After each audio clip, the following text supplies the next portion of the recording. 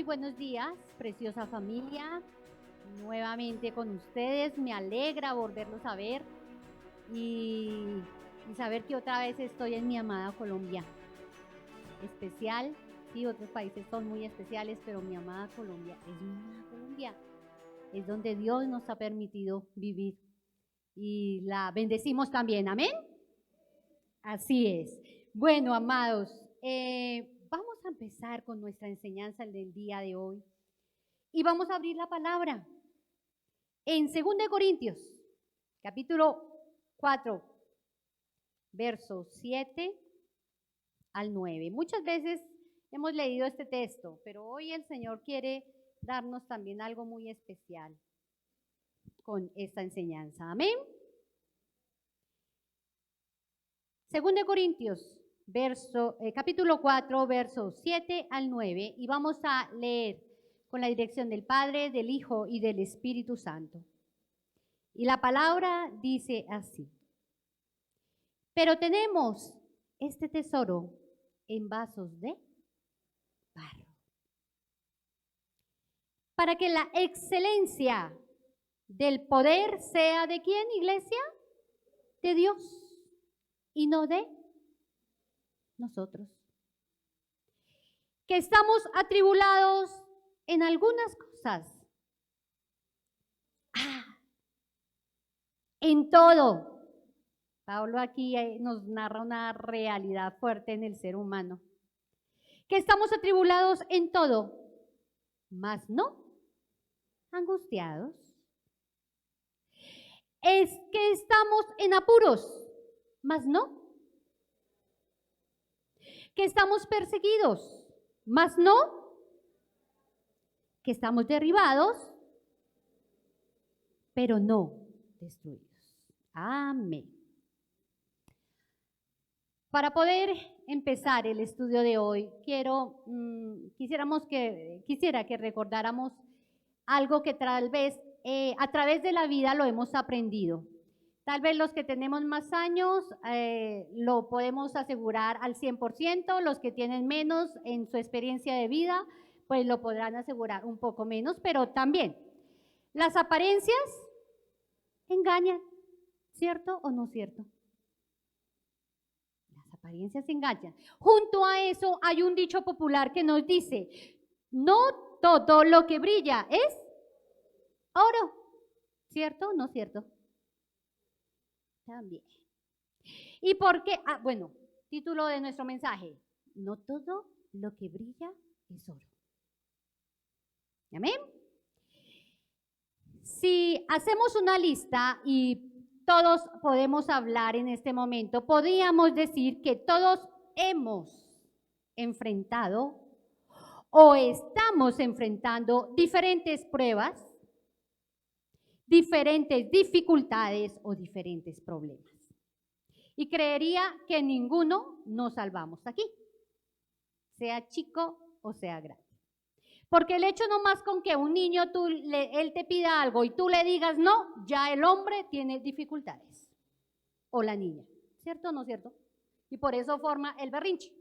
Ahí ya tiene también problemas y dificultades. Obviamente todo depende a nuestra edad, ¿cierto?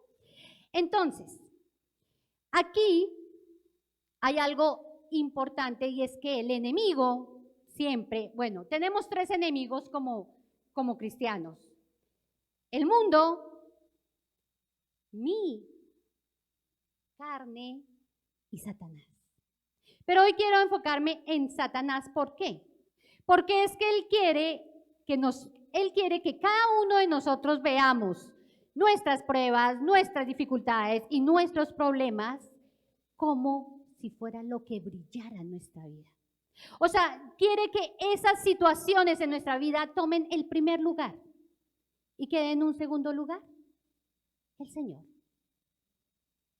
Ese es el deseo del enemigo.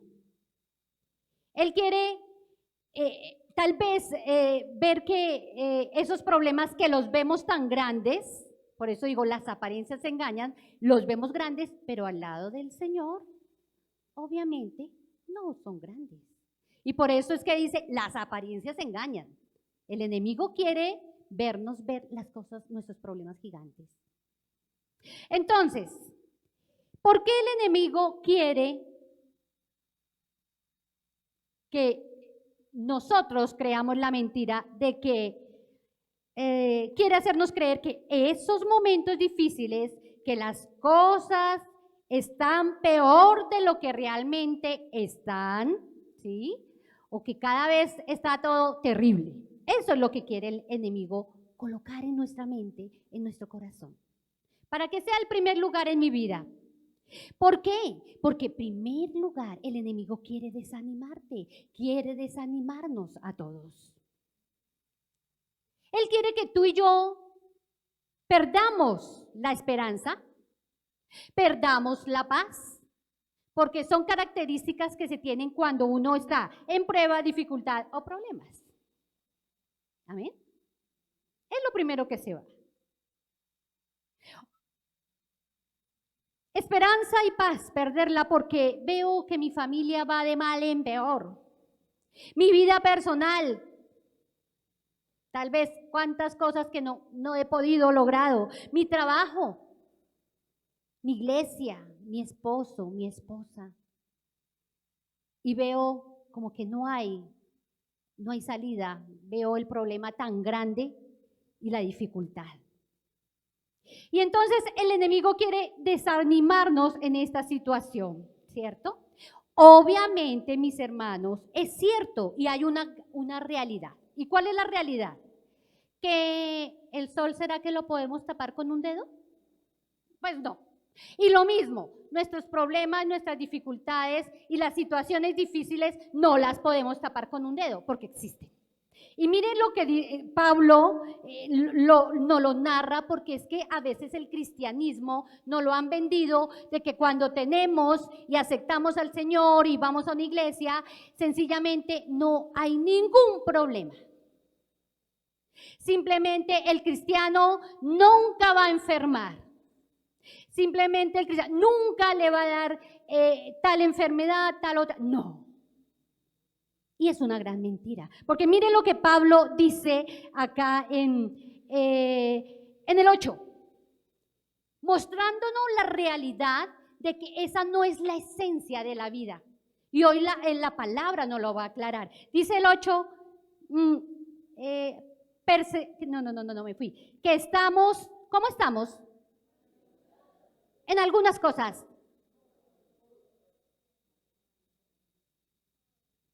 Iglesia, tarde que temprano, habrán momentos difíciles.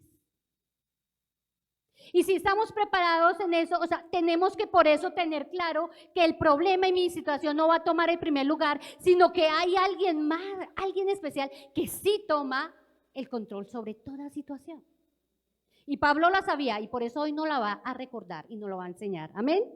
Entonces, realidad. Hay una gran realidad, ¿cierto? Y es cierto que hay pruebas, dificultades y problemas. Analízalo en tu vida. ¿Es cierto o no cierto? ¿Sí hay cosas así? Amén. Amén. Pero, amado, debemos recordar que hay algo más real que eso.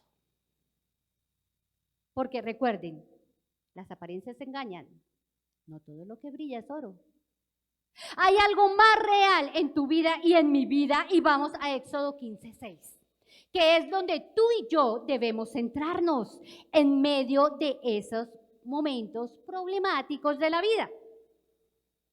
15:6, dice así Éxodo, y nos recuerda cómo es nuestro Dios. Tu diestra, oh Jehová, ha sido magnificada en poder.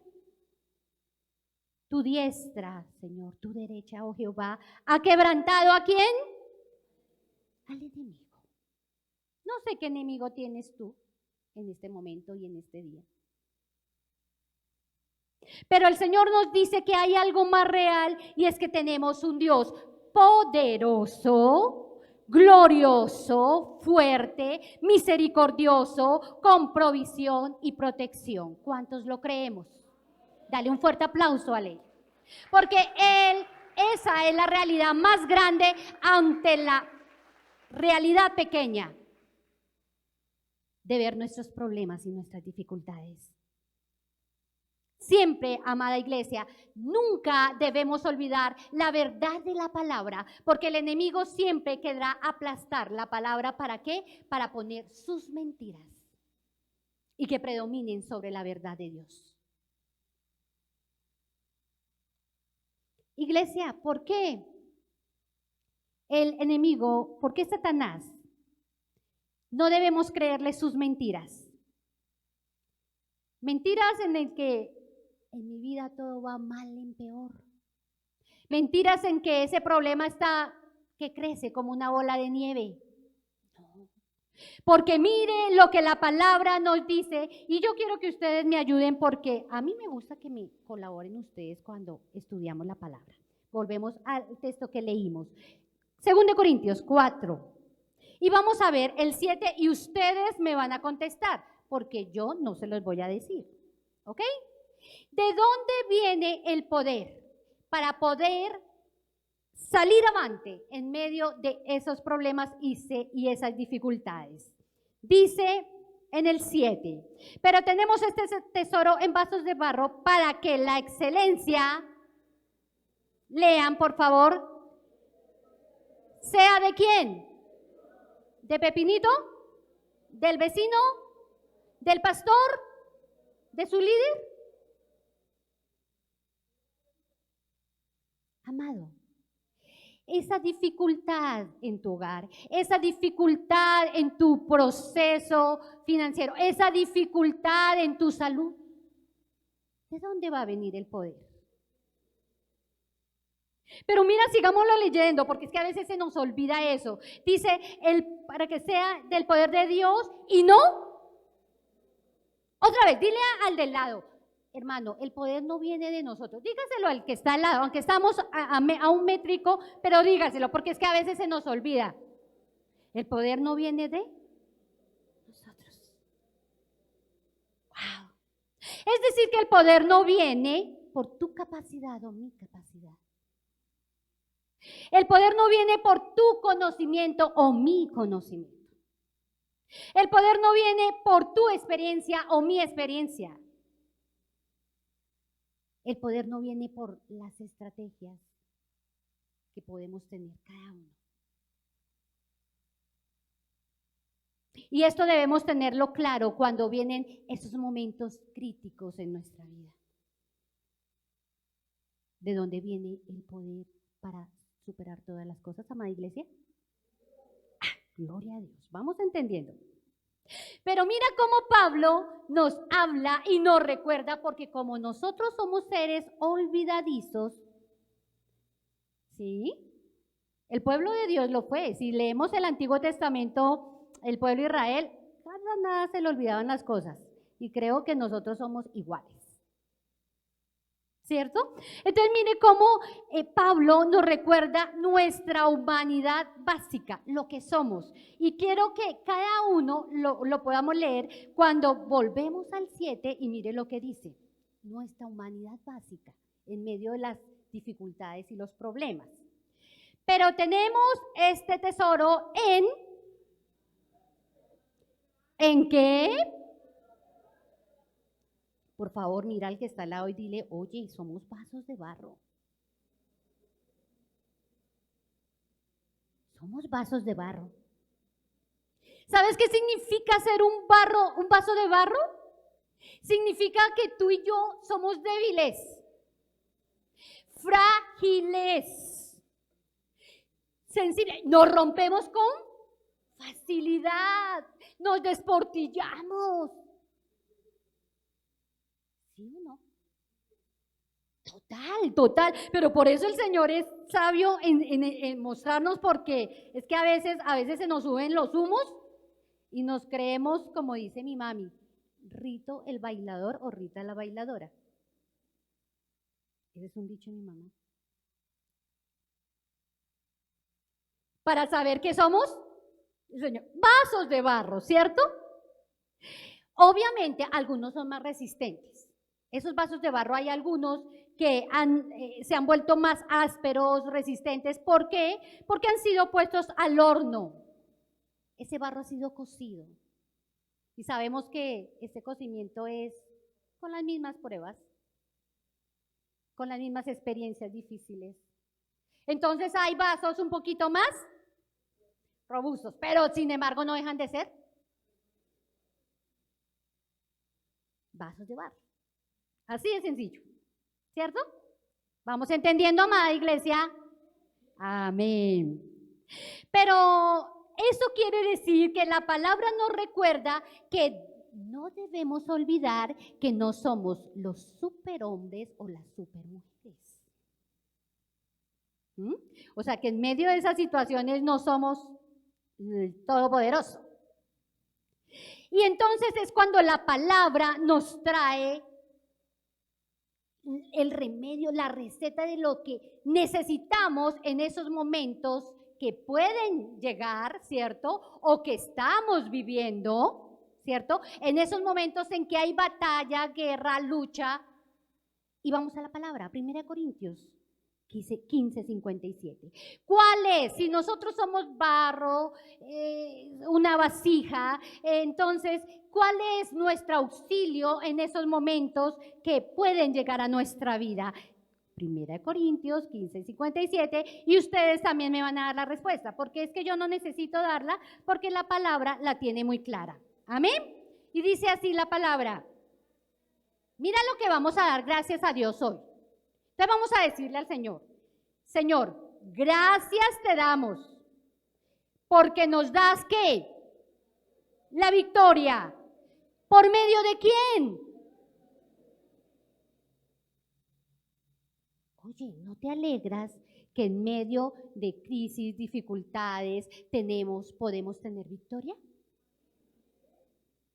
¿Será que el Señor se merece una ofrenda de aplausos para decirle, gracias Dios, porque por medio de cualquier situación que llegue a mi vida, tengo la victoria? Gracias, papá Dios. Gracias, Jesús, por tu obediencia y por permitirnos conocer a ese Dios grande y maravilloso. Entonces, amado, eso nos muestra que no fuimos diseñados para funcionar por nuestra cuenta. Porque es que cuando funcionamos por nuestra cuenta, mi yo predomina y mi yo se estrella y se equivoca infinidad de veces. Sino que Dios nos fuimos diseñados para contener a Dios mismo, al Señor en nuestras vidas. ¿Qué hace una vasija? Una vasija puede contener algo. Aunque es frágil alrededor, puede contener algo muy valioso. Y esa es la diferencia de conocer al Señor, a nuestro Salvador. Que aunque hay una vasija frágil y débil, puede contener alguien muy especial. Y ese alguien muy especial, el Señor Jesucristo, el cual traerá victoria sobre nuestras. ¿Ustedes desean eso, amada iglesia? El reto está puesto. Obviamente cada uno decide si quiere estar llena o lleno de la presencia de Dios. Y sencillamente, como fuimos diseñados para contener al Señor esos vasos, esas vasijas, pues obviamente traerá resultado que es la victoria y la manifestación de Dios sobre ese vaso de barro. Entonces, ¿qué manifestaciones? Cuando tú y yo dejamos que ese vaso esté con la presencia de Dios y que esté el Señor tomando el primer lugar, no los problemas, no las dificultades, entonces podremos decir como Pablo, manifestaciones del Señor sobre esa vasija de barro que está con la presencia del Señor en su interior, buscándole. Y entonces podemos decir, volvamos al texto que empezamos a estudiar temprano, Corintios 4, 2 Corintios. Entonces, si tú eres ese vaso de barro y que cumples el diseño perfecto de Dios, que es contener en tu vida al Señor, tenerlo dentro, atesorarlo, podremos hacer lo que dice el verso 8. Podemos estar atribulados, obvio, mire que Pablo lo dice, esto no es no es un secreto. Podemos como iglesia, como pueblo de Dios, estar atribulados. Pero ojo, no angustiados. No angustiados por esa salud, por ese matrimonio, por esa familia, por esas finanzas. ¿Por qué? Porque el poder está en ¿qué, iglesia? ¿Y Dios puede cambiar y transformar cosas? Y todo lo que Él haga es perfecto si yo se lo suelto a Él. Pero obviamente si me lo cargo yo y está dentro de mi vasija, pues sencillamente perderemos el año. ¿Qué significa podemos estar atribulados pero no angustiados? Significa que no nos vamos a desesperar. No nos vamos a desesperar. ¿Por qué? Porque tenemos a alguien, ¿cierto?, que puede ayudarnos a resolver nuestros problemas. Segunda de Timoteo 1:12, por favor. ¿Qué nos dice? Pablo lo decía, mire, por lo cual asimismo, ¿qué estaba pasando con Pablo? Por lo cual asimismo, segunda de Timoteo 1:12, por favor, Biblia. Por lo cual asimismo padezco. ¿Sí ve que esto no es raro? Eso, a cualquier momento, si no tengo la situación difícil, en cualquier momento puede presentarse. Pero no me avergüenzo, iglesia. ¿Por qué? Porque Pablo podía asegurar, no importa si viene la prueba, la tribulación, la angustia, tal situación. ¿Por qué? ¿Qué decía Pablo? ¿Qué estaba asegurando en su vida? Porque yo sé en quién he creído. Te pregunto, ¿tú sabes en quién has creído? Iglesia, te pregunto, ¿tú sabes en quién has creído? Y en el momento adecuado, en nuestra experiencia familiar, ya estamos viendo esa luz en nuestro hogar con uno de nuestros hijos. Y fue eso, fue experimentar. Yo sé, Señor, en quién he creído. Y sé lo que estás haciendo, y aunque el enemigo ha querido robar este hijo de nosotros, pero yo decía, Señor, yo sé en quién he creído. Yo sé que ese hijo te servirá, te adorará, te honrará y seguirás haciendo cosas grandes en él. Y esto fue lo que en medio de esa situación puedo ver que la luz del Señor, que aunque estaba el problema, y después habrán ese testimonio hermoso como el Señor ha estado trabajando, pero sabía que Dios es más grande que el problema, que en quien hemos creído mi esposo y yo, sabemos que la victoria la tenemos. Atribulados, pero no desesperados. Dile al que está al lado, ¿sabes? Yo sé en quién he creído. Y velo por fe. Ahí donde estás, dile, Señor, esta situación, este hijo, este esposo, esta esposa, esta situación económica, esta situación familiar. Tú eres la luz, tú eres el que puedes dirigir todos los aspectos de mi vida. Amén. Amén, aleluya. No atribulados. Colosenses 1:11. ¿Qué nos dice Colosenses 1:11? Dice, fortalecidos con todo poder, conforme a la potencia de su gloria, para toda paciencia y longanimidad. En otras palabras, Este texto en versión sencilla dice: además el poder glorioso de Dios los fortalecerá para que puedan resistir todo con paciencia. ¿Será que en una prueba no necesitamos paciencia? Total. A veces hasta peleamos con el Señor. ¿Por qué esto? ¿Por qué lo otro? ¿Por qué aquello? ¿Por qué? Se nos salta la paciencia.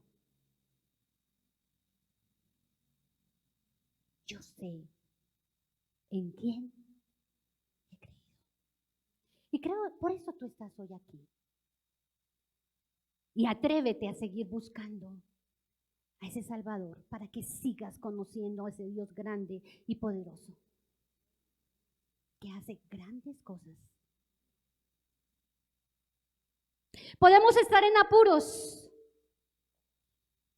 La manifestación del Señor sobre aquel vaso de barro que se atreve a permitir el diseño de Dios y tener el contenido del Señor dentro de él.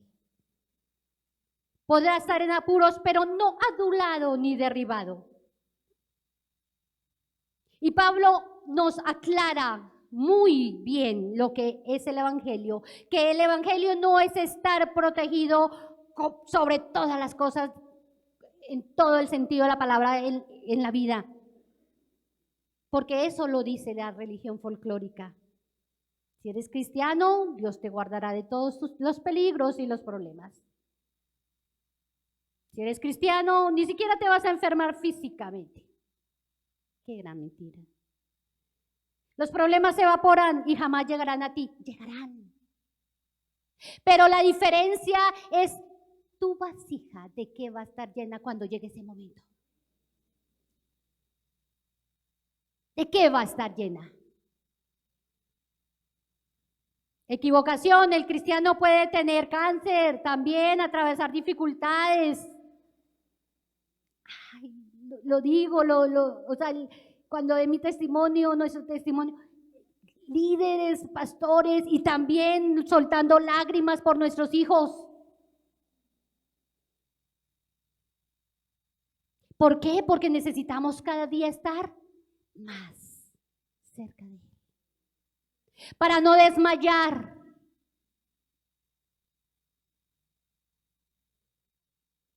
Dios quiere, como Pablo no lo dice, pero antes de concluir, puedo decir que nuestra vida se parece como, tuve la oportunidad ahorita de ir a Europa, a España propiamente, y uno se encanta de la arquitectura europea. Hermosa, sí es. Y si hablamos, por ejemplo, de la Catedral de Notre Dame, ¿ustedes saben dónde queda? Bueno, la Catedral de Notre Dame, en París. Ajá.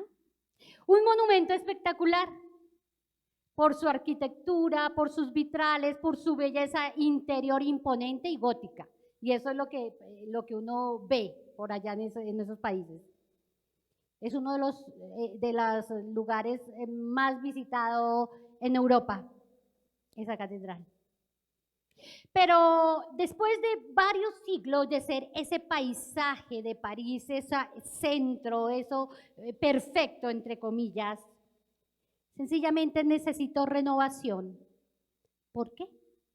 Porque comenzó un incendio el 15 de abril del 2019.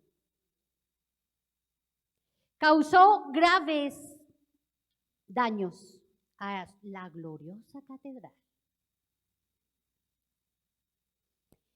Y pues, por supuesto, van a su rescate infinidad de admiradores, recaudan billones de dólares para restaurarla como monumento. Porque la estructura tenía que ser reforzada y los artefactos tenían que ser reparados. Muchos, con ese esfuerzo, vieron o veían que valía la pena, ya que era un símbolo de esperanza. sabes que hay una verdad, así como hay una verdad en las construcciones. Nada es eterno en la... Necesitó refacción, necesitó... ¿Por qué? Porque vino algo estrepitoso, algo que no se esperaba, pero llegó, ¿cierto? Las cosas se desgastan, se dañan, o porque algo llega nuevo y lo daña. Pues también hay una gran verdad en cada uno de nosotros, como vasijas de barros que somos. Porque nuestros cuerpos son como esa catedral, que con el tiempo y los años, vamos a la palabra y les digo, 2 Corintios 4:16, ¿dónde estábamos? Me gusta es todo verlo ahí porque es que la palabra de Dios nos habla hermoso. ¿Qué dice el 4:16? Miren lo que nos puede pasar también. 4:16. Por tanto, no desmayemos, amados. Antes, aunque este nuestro hombre exterior, ¿qué le va pasando? ¿Se va qué? Se va desgastando. Entonces es cuando, como decía esta mañana, estoy en el piso 20, en el piso segundo, paso al piso tercero, al piso cuarto, quinto, sexto, séptimo, octavo, ¿y a qué horas fue? No me di cuenta. La única etapa que pasa en cámara lenta, ¿sabes cuál es? Yo creo que es como desde los 8 hasta los 20, que uno quiere crecer tan rápido porque quiere ser grande. Y se le pasan re despacio esos años.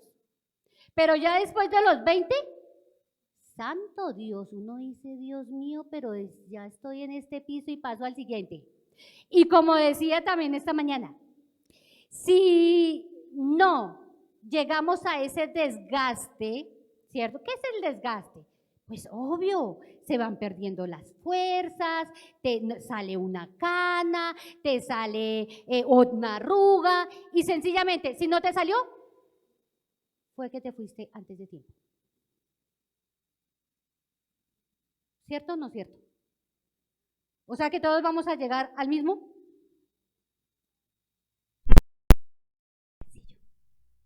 Esa es la gran realidad.